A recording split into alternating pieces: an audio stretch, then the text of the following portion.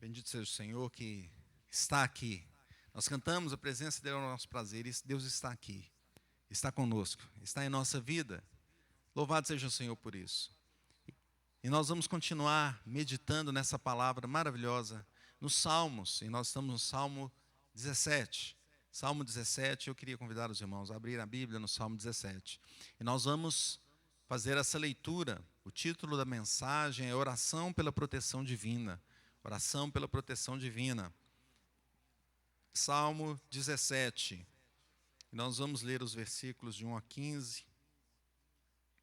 Eu convido os irmãos a lerem comigo os versículos 6, os versículos 8 e 9, quando chegarmos lá. E o 15 também. 8, 9 e 15. Oração de Davi. Ouve, Senhor, a causa justa, atende ao meu clamor, dá ouvidos à minha oração, que procede de lábios não fraudulentos. Baixe de tua presença o julgamento a meu respeito, os teus olhos veem com equidade.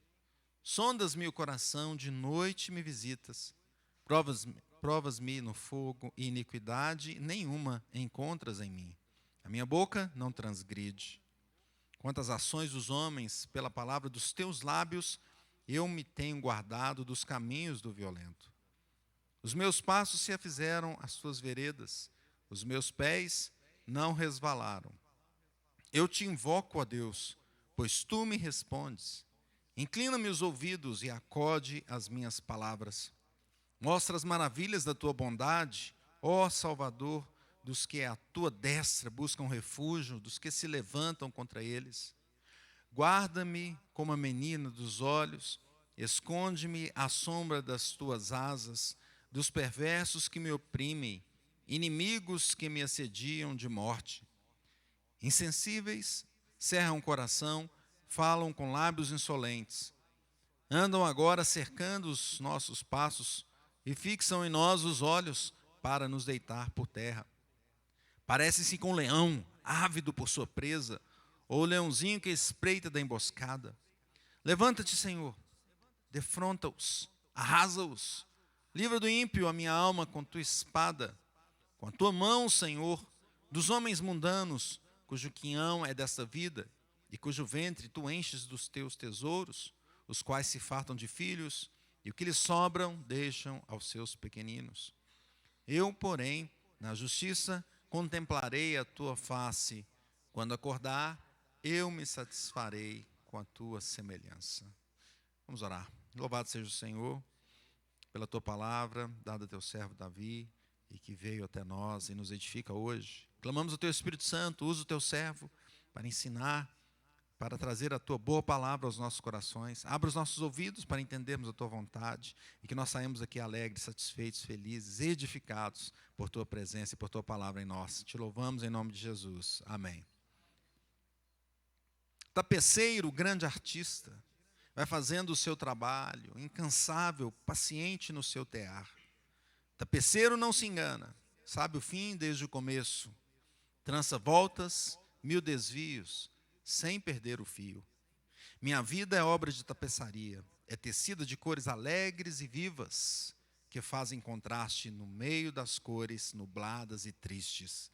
Se você olha do avesso, nem imagina o desfecho.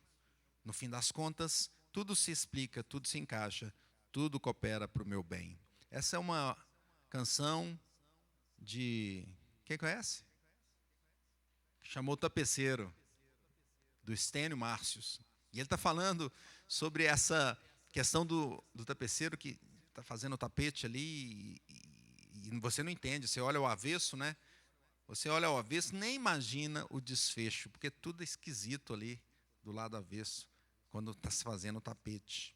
Meus irmãos, o salmista Davi trouxe grandes salmos, maravilhosos para a nossa meditação e para o nosso encanto e para a nossa edificação. Todos eles inspirados por Deus e que falam aos nossos ouvidos. E ele começou lá no Salmo 3, falando sobre o ímpio, falando sobre o crente junto com o ímpio, o salmista, o justo junto, né, esse contraste entre o justo e o ímpio. Também no 4 e no 5. No Salmo 6 ele clamou pela misericórdia, porque ele também se via como pecador e precisava da misericórdia do Senhor. Salmo 7, ele pede para que o Senhor o defenda numa causa, uma causa processual. No Salmo 8, ele traz um cântico alegre de exaltação, por ter feito grande obra, por ser encarregado de grande obra no reino de Deus. No Salmo 9, ele rende graças ao Deus eterno. No Salmo 11, Davi mostra que o Senhor é refúgio para o justo. No 12, ele pede socorro diante da falsidade dos homens. No Salmo 13, ele leva ao Senhor o seu lamento, porém com fé. No Salmo 14, ele mostra que a humanidade está toda corrompida. No 15, ele mostra que a santidade é o credencial para se entrar nos céus. No 16, ele apresenta a herança eterna do justo. E aqui no 17, ele está suplicando pela proteção de Deus, suplicando pela proteção divina. Ele clama ao Senhor, pedindo ao Senhor, faça justiça, ouve-me, atende ao meu clamor. Eu clamo por socorro, escuta a minha oração. Ela vem de lábios que são sinceros.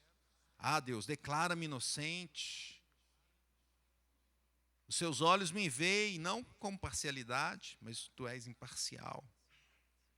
Tu puseste à prova os meus pensamentos, o Senhor conhece, sonda meu coração. Durante a noite, tu sondas e encontras nenhum mal. Tu não encontras, estou decidido a pecar com a não pecar com as minhas palavras. O meu modo de agir, eu quero seguir os teus mandamentos, que me guardam. Os teus mandamentos é que me guiam os passos, que me livram do mal das pessoas cruéis. Os meus passos estão firmes no teu caminho, não se desviam por causa da tua palavra. Clama a ti, ó Deus, me respondas. Eu sei que o Senhor vai responder. Inclina os ouvidos à minha oração, Senhor.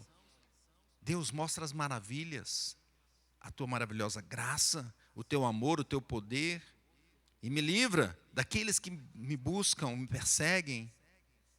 Senhor, protege-me como a filha dos teus olhos. Esconde-me à sombra de tuas asas. Guarda-me, Senhor, dos perversos. Eles me atacam. Os inimigos estão me cercando e querem me destruir. Eles não têm compaixão. Ouve, Senhor. Seguem os meus passos e me rodeiam, mas o Senhor está comigo. Eles estão prontos para derrubar. São como leões famintos, ansiosos, querem despedaçar. Como jovens leões que ficam de tocaia procurando a sua presa. Ah, Deus, levanta-te, ó Senhor. Enfrenta-os, faz-os cair de joelhos. Coloca a tua espada, Senhor, e com ela destrua-os. Livra-me dos perversos. Pelo poder de tua mão, Senhor, destrua-os. Aqueles que buscam o mal, aqueles que são mundanos, que só querem saber nas recompensas deste mundo. Satisfaz, porém, a fome dos que são preciosos, que os filhos deles tenham fartura e deixem herança para os netos. Porque sou justo, verei a justiça, verei a ti. Quando acordar, te verei face a face e me satisfarei. Esse é o Salmo, meus irmãos, lido de uma outra forma. E eu queria destacar esse versículo que nós lemos, 8 a 9, que diz assim: guarda-me como a menina dos olhos, esconde-me à sombra das tuas asas, dos perversos que me oprimem, inimigos que me assediam de morte. Não é? Então, o salmista está pedindo a Deus para o guardar, para protegê-lo como a menina dos olhos. Não é? Como a filha dos olhos em hebraico.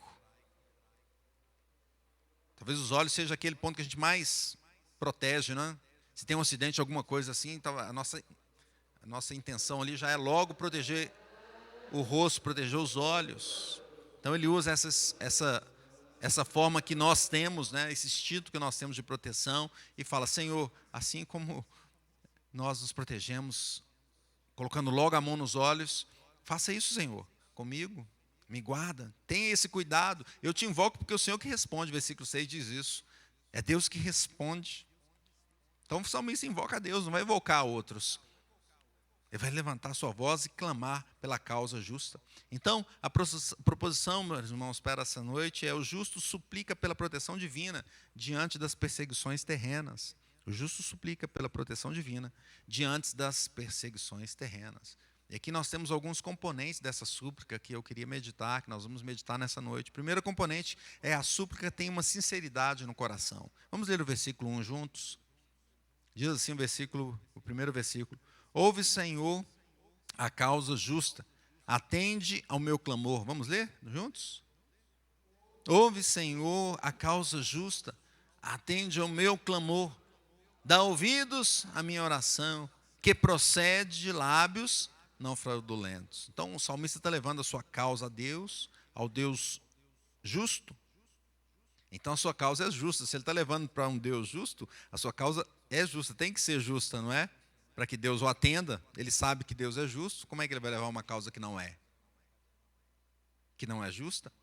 Ele anseia pelo socorro de Deus e por isso, veja que nesse versículo aqui ele pede 3 vezes para Deus o ouvir. Olha só, ouve, Senhor, atende, Senhor, dá ouvido, Senhor, 3 vezes no mesmo versículo. Ele já começa assim, ele está ansiando a presença de Deus, a resposta de Deus, que Deus o ouça.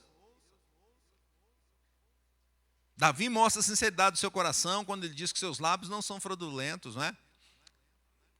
Eu não estou falando mentira, não tem fraude aqui no que eu estou dizendo, não é? Então a sua causa diante de Deus aqui mostra ser justa e é contrária à causa do seu inimigo. Pois no versículo 10, leiam comigo o versículo 10, diz assim: insensíveis cerram o coração, falam com lábios insolentes. Então de um lado nós temos os lábios que são não fraudulentos, que falam a verdade, que não tem mentira ali. Do outro lado tem os lábios que são insolentes, ou seja, que são malcriados, que amaldiçoam, que são atrevidos. Eu creio que você não conhece ninguém assim, com lábio atrevido, não é? Malcriado, que amaldiçoa. Já conhece alguém assim? A forma de falar mostra muito sobre alguém. O humilde, sincero, é percebido nas suas palavras. O insolente, insensível, se mostra arrogante, amaldiçoador, também é reconhecido na sua forma de falar. A sinceridade do salmista parte de um coração que sabe que Deus pode vê-lo profundamente. Então ele não esconde do Senhor, porque não adianta, Deus já conhece a sua alma. É como o raio-x, não é? Quando a gente vai fazer o raio-x, não vê tudo do outro lado. Ou como a ressonância, que ainda é melhor, não é? Vê tudo. Sondas-me o coração, versículo 3, olha só. Sondas-me o coração, de noite me visitas, prova-me no fogo, iniquidade nenhuma encontras em mim, a minha boca não transgride. Então ele está sendo sincero aqui, ele você fala abertamente. Ele está sujeito a uma varredura interna, Senhor, pode fazer uma varredura na minha vida, no meu coração. Ele diz, a minha boca não transgride, não há iniquidade nenhuma em mim. Então essa informação que ele coloca aqui, ou essa afirmação, só é possível, irmãos, com perdão dos pecados, com remissão de pecados, não é? Porque como Davi poderia falar assim, se ele já não vislumbrasse o perdão completo dos pecados por Cristo Jesus? Não tem como. Davi errou, Davi falou mal também, Davi teve seus problemas. Contudo, ele colocava diante de Deus e clamava pelo perdão do Senhor. E a partir do momento que Deus limpa, que o Senhor Jesus vem com o seu sangue e nos limpa, meus irmãos, nós estamos livres do pecado. É o Senhor que transforma a nossa alma, que nos dá a condição de chegarmos diante de Deus como justos, porque nós não somos justos por nós mesmos, nós somos justos por causa do sangue de Cristo Jesus. Então o salmista procura aqui entrar na presença de Deus, sempre corrigido pela palavra de Deus. Ele olha a palavra de Deus, não é? E é por essa palavra que ele é transformado pelo perdão dos pecados. E ele fala aqui sobre os mundanos, os caminhos dos mundanos são violentos, mas eu sigo outra trilha. Eu procuro seguir outra trilha porque é a tua palavra que me guia. Ele prefere seguir as veredas dos justos e os frutos do Espírito, mantendo a calma em Deus. Então, numa situação de perseguição, de dificuldade, ele escolhe os frutos do Espírito. E a sinceridade, então, faz pedir a Deus: Senhor, julga a minha causa. Versículo 2: baixe de tua presença o julgamento a meu respeito, os teus olhos veem com equidade. Julgue, Senhor. Traga o seu julgamento agora, pode colocar. Ele pede isso ao juiz, ao grande juiz, aquele que não trata com parcialidade, mas que tem perfeita justiça. Fala, pode julgar, Senhor, julga agora. Ele não tem receio de que Deus coloque logo a sentença dele, porque ele está firmado em Cristo. O crente está firmado em Cristo, meus irmãos.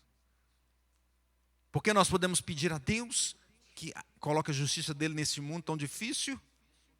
Porque nós podemos abrir o nosso coração diante de Deus hoje e falar, Senhor, julga a nossa causa, Senhor, esteja conosco, esteja com a sua igreja, por causa de Jesus Cristo. A segunda componente que vemos aqui é a súplica, ela tem uma petição por justiça. Vamos ler o versículo 13 e o versículo 14 juntos? Diz assim o texto: levanta-te, Senhor, defronta-os. Mas vamos ler assim, como se fosse Davi. Né? Olha as palavras que está dizendo aqui. Não é isso? Então imagine você, o crente Davi agora. Né? Vamos lá. Levanta-te, Senhor, defronta-os, arrasa-os, livra do ímpio a minha alma com a tua espada, com a tua mão, Senhor, dos homens mundanos, cujo quinhão é dessa vida, e cujo ventre tu enche dos teus tesouros, os quais se fartam de filho, e o que lhes sobra deixam aos seus pequeninos. Então, vários Davis aqui, né?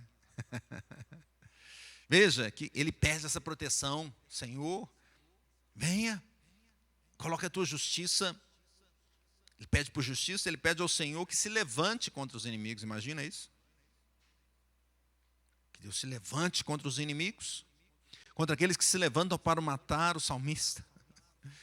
Assim como o ímpio persegue para passá-lo a fio de espada, ele fala, Senhor, levanta a tua espada, a tua mão poderosa. Ela é mais poderosa, ela é forte, ela é vitoriosa.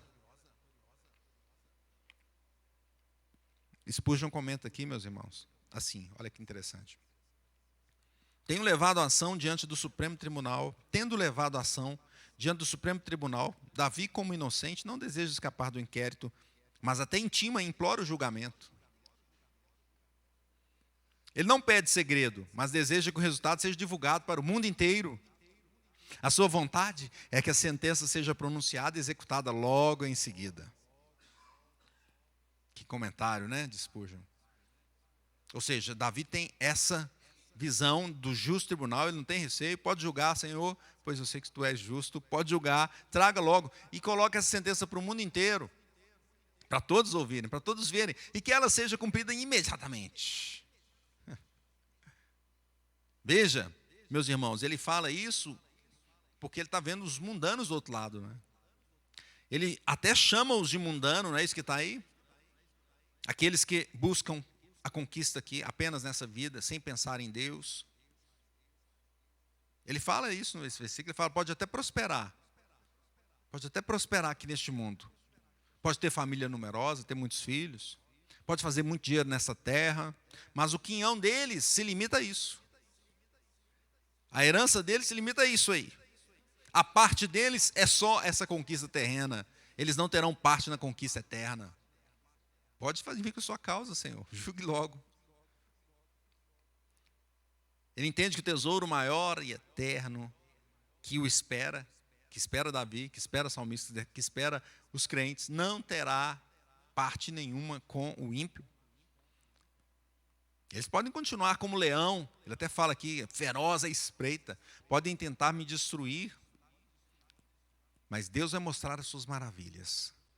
Versículo 17, versículo 7, vamos ler juntos? Olha só. Mostra as maravilhas da tua bondade, ó Salvador, dos que a tua destra buscam refúgio, dos que se levantam contra eles. Então ele pede ao Senhor, mostra as suas maravilhas, Senhor. A tua bondade, Senhor. E quando o justo vê a maravilhosa graça do Senhor, as obras maravilhosas do Senhor, ele crê. E o ímpio se desespera. Quando o justo vê o maravilhoso conselheiro, Jesus Cristo. Quando eles viram Jesus Cristo vindo, mesmo bebezinho. Nós tivemos ali os magos, os pastores visitando, e Simeão também o viu, e falou, chegou a bondade de Deus, chegou a salvação de Deus, e todos ali criam e falavam, ele é o Messias, é o Senhor, mas os outros não, o ímpio não. O ímpio começou a desesperar, e agora, o que eu vou fazer? Não foi assim? Queriam matar as crianças, por quê? Vai que esse cara vai ser um rei mesmo, né? Vamos tentar matá-lo logo. Mas não foi só quando criança, continuou depois que ele assumiu o ministério, né? Vamos dizer assim, começou o ministério dele, chamou os discípulos e começou a pregar e começou a curar. E as pessoas ao redor falaram, está ameaçando a gente, está ameaçando o nosso plano de poder, vamos destruir a gente, vamos acabar com esse cara, vamos tentar matar. E ele curava as pessoas, e ele, enquanto ele curava, trazendo vida, os outros procuravam tirar a vida dele. Os inimigos se levantaram até contra Cristo de forma feroz e aterradora, tentando cercar de todos os lados. Olha o versículo 11 e 12. Andam agora cercando os nossos passos e fixam em nós os olhos para nos deitar por terra. O objetivo é isso mesmo, é destruir.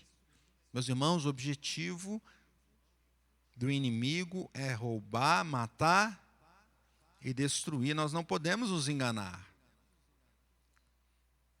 Parece como um leão, versículo 12, parece como um leão ávido por sua presa, ou o leãozinho que espreita de emboscada. Spurgeon diz que o adversário tem sede do sangue das almas. Parece o vampiro, né? Quer chupar o sangue, só que é vampiro de alma. Tem sede do sangue das almas e toda a sua força, toda a sua astúcia são exercidas ao extremo para satisfazer o apetite desejável dele. E nós, sem Cristo, somos fracos, ovelhas perdidas, mas o nosso pastor é sábio, é forte, é poderoso. Ele conhece as artimanhas do leão velho, que é um rival dele, mas que não tem força nenhuma perto do nosso Senhor. Glória a Deus. Jesus Cristo é o justo e ele fez justiça. Se ele morreu, e ele morreu, foi para trazer vida ao seu povo, para levar nele mesmo ali a culpa do nosso pecado, meus irmãos. O adversário parece um leão, mas de fato, Jesus é que é o leão da tribo de Judá, que venceu na cruz e fez justiça, trouxe a justiça de Deus. Glória a Deus. Terceiro componente aqui dessa oração, dessa súplica, é o versículo 15, que fala sobre a satisfação em Deus. Podia cantar aquela música, né, Kelly? Que a Kelly gosta. Satisfação é ter a Cristo. Satisfação em Deus. Vamos ver o versículo 15 juntos. Diz assim: eu, porém, na justiça, contemplarei a tua face. Quando acordar, eu me satisfarei com a tua semelhança. Então, no final aqui da oração, ele está colocando uma coisa importantíssima e fala: Senhor, tudo isso está acontecendo. E eu estou vendo que o Senhor está cuidando. E o Senhor está ouvindo. E o Senhor vai atender. Afinal, Deus, eu preciso é só do Senhor. Eu estou satisfeito com o Senhor, com a tua presença. Eu não invejo nem desejo a felicidade desses homens. Eu preciso da tua presença. Estar com o Senhor é infinitamente melhor. Em face dos problemas enfrentados, o salmista então relata que ele deixará de encarar as perseguições para contemplar a face de Deus. Aleluia. Essa era a visão dele. Talvez como a visão que Estevão teve no momento que estava sendo apedrejado. Olhou ali os homens todos irados por causa da palavra da verdade. Ele estava falando a verdade, não é? Ele não estava ali querendo prejudicar ninguém. Ele estava querendo trazer a palavra viva. E sendo apedrejado por isso. E ele olhou para os céus e viu o Senhor assentado no trono. Nós nos satisfaremos com a presença de Deus. Nós veremos a face de Deus. O salmista diz que quando acordar, eu verei a tua face. Não é? Me satisfarei com a tua semelhança. Talvez aqui ele tenha falado sobre quando acordar. Eu vou dormir e já penso no Senhor e acordo vendo as tuas bondades na minha vida. Não é? Ou então ele pode ter sido mais profundo, de falar quando eu acordar, Acordar de verdade, entendendo que a vida neste mundo aqui não é a verdadeira vida. Acordar de verdade talvez seja o contrário do que o mundo pensa. Porque aqui quando a gente morre, não é? Fisicamente, fala, morreu. Não é assim? Talvez Davi está dizendo, quando eu acordar mesmo, porque aqui eu ainda estou dormindo. Quando eu acordar na glória, quando eu acordar diante do Senhor, eu me satisfarei com a tua semelhança. A satisfação, meus irmãos, não está aqui na terra. Não está nos tesouros dessa terra. Esses são alvos dos ímpios, que fazem de tudo para consegui-lo, não é? Davi era perseguido também por isso, porque viam que ele seria o rei, falaram, não, nós temos que destruí-lo. Eu quero o tesouro, eu quero o poder, eu quero a fama, não é assim? Vamos destruir logo Davi. Esses são alvos dos ímpios, meus irmãos. É por isso que tem tanta violência no mundo. Com todo o contentamento aqui do salmista, é com aquele que é dono do mundo, dono da prata, dono do ouro, dono de tudo isso. Veja o que comenta William Calloway. Ele diz o seguinte, eu me satisfarei, a minha felicidade estará na medida cheia, sem falta de qualquer coisa que possa me fazer feliz. Todos os meus desejos serão satisfeitos, e a minha felicidade em relação à duração será eterna, sem sombra ou medo de mudança. Glória a Deus. É o Senhor que prometeu nos dar a vida eterna, a glória eterna, uma terra cheia de justiça, cheia da bondade do Senhor. Hoje o povo de Deus procura tirar então o seu olhar, meus irmãos, das coisas deste mundo, se voltar para Deus. O mundo não quer isso. Então ele fica enchendo as nossas visões com coisas deste mundo, não é? Mais que a gente vê é isso, não é? O marketing querendo que a gente compre batom, compre batom. Não tinha propaganda assim? Compre batom. Falava não sei quantas vezes, né? Mas é isso mesmo. Quer nos fazer ficar com os olhos fixos nas coisas dessa terra. O crente tem que fazer o quê, meus irmãos? Tirar, desviar o olhar dessas coisas do mundo, olhar para Deus, para Cristo. Não fica olhando para as ondas, não. Também não olhe para você em cima do mar, não. Olhe para Cristo. Olhe para Jesus. O crente pode ter planos nessa terra, e tem. Mas o seu plano maior é nos céus, meus irmãos. É com Cristo. Pensar nas coisas do alto. Olha o que Spurgeon comenta. A minha ambição nobre é contemplar a face de Deus e ser mudado pela visão a essa mesma imagem, de modo a participar da sua justiça. Ele fala mais, ele fala assim, alegremente me renuncio a todos os meus prazeres atuais. A minha satisfação é futura. Não a busco aqui. Dormirei por certo tempo, mas acordarei ao som da trombeta. Acordarei na alegria eterna, porque me levanto na semelhança, ó Deus meu, ó Rei meu. É assim? O cliente espera então essa trombeta, vai tocar, né, pastor? Qual o tom que vai ser, Daniel? Não sei, né? Talvez todos ao mesmo tempo, não é? Uma harmonia maravilhosa, não sabemos. Mas ela vai tocar. E todos nós seremos chamados à presença de Deus. O banquete maior, mais alto, nos céus. A satisfação maior, mais profunda, inefável, eterna de delícias. Nem se compara com as alegrias deste mundo aqui, do mundanismo. Spurgeon fala que aqui no mundo, as alegrias daqui, a glória daqui, são como os vagalumes perto do sol. Ele fala como são gotas perto do oceano. Concluindo, meus irmãos, a súplica do crente é feita diretamente a quem pode mudar a história. E já mudou a história antes e depois de Cristo, com a sua obra redentora. A súplica é uma súplica que tem sinceridade, pois o Senhor conhece nosso coração profundamente. Ela pede pela justiça divina, pois só Deus é justo, só Ele é capaz de aplicar uma justiça perfeita, plena. Ela pede e contempla a face de Deus. A oração da proteção divina é que nós estejamos debaixo das asas do Senhor, com Ele, face a face, dia após dia, acima de tudo e acima de todos, que Ele seja o nosso Senhor. Então, como veremos, algumas aplicações para a nossa vida. Em primeiro lugar, viveremos com sinceridade diante de Deus. Ore abertamente ao Senhor. Fale com Ele das suas aflições. Tem algumas pessoas que gostam de desabafar, né? Fale com Deus. Leva diante dEle. Conte tudo para Ele. Ele já sabe o que está aí. Ele conhece o seu coração, mas Ele quer que a gente fale com Ele. A oração é a ferramenta que o Senhor colocou diante de nós, para nós termos um relacionamento com o Senhor. Conte para Ele as injustiças sofridas. Mas faça isso sempre baseado no perdão de Cristo.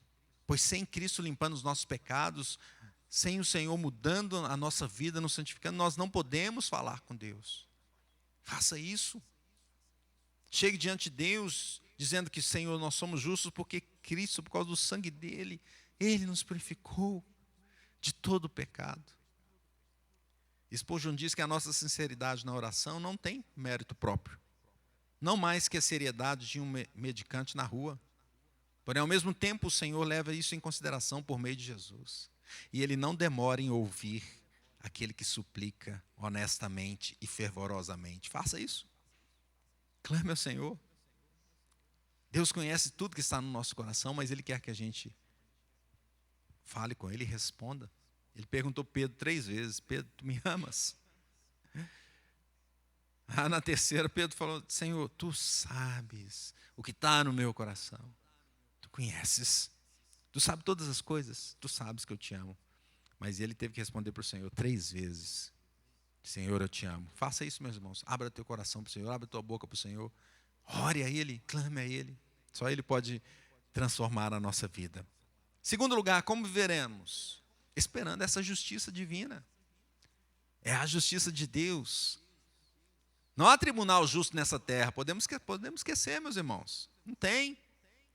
Os homens aqui são falhos. E muitas vezes nós veremos o bom sendo injustiçado. Nós vimos isso com o próprio Senhor Jesus Cristo. Eles queriam matá-lo. Tentaram ali no tribunal dele, não foi assim? Nós aprendemos, nós estudamos sobre o tribunal de Cristo uma vez, o pastor Marcelo aqui. E como eles foram assim, tentando achar coisas para culpar Jesus Cristo. Uma culpa de quê? De ser o Filho de Deus. Meus irmãos, não tem, nessa terra não tem. Mas o tribunal do Senhor é perfeito. Vamos esperar a justiça nele, vamos clamar a Ele. Com Jesus, a nossa justiça é completa, é gloriosa. Não precisamos ter medo. Spurgeon comenta assim: mesmo que no dia do julgamento comece imediatamente o inferno e abra debaixo dos seus pés o inferno, não fique com medo. Porque se você está em Cristo, você será salvo. A justiça perfeita de Deus. Vamos esperar essa justiça. Terceiro lugar, como viveremos? Meus irmãos, viveremos satisfeitos no Senhor. Ele sempre nos ouve. Clamemos a Ele, pois Ele nos ouve. Alegremos-nos nele, louvemos a Ele, cantemos a Ele. Jesus nos deu a certeza de uma vida de gozo pleno. O que nós estamos buscando fora de Cristo? Ele que nos dá gozo pleno. Essa vida começa aqui. Começa ao desviar o nosso olhar do que é temporal e ver o que é eterno. Ela fortalece ao entender que as promessas de Deus jamais passarão sem ser cumpridas. E ela se consolida ao deixar todas as coisas nas mãos do Senhor. Todas as coisas na mão daquele que sabe e que controla tudo e todos. Veja o que Jesus disse em João 15:11. Tenho-vos dito essas coisas para que o meu gozo esteja em vós e o vosso gozo seja completo. Glória a Deus, glória a Deus.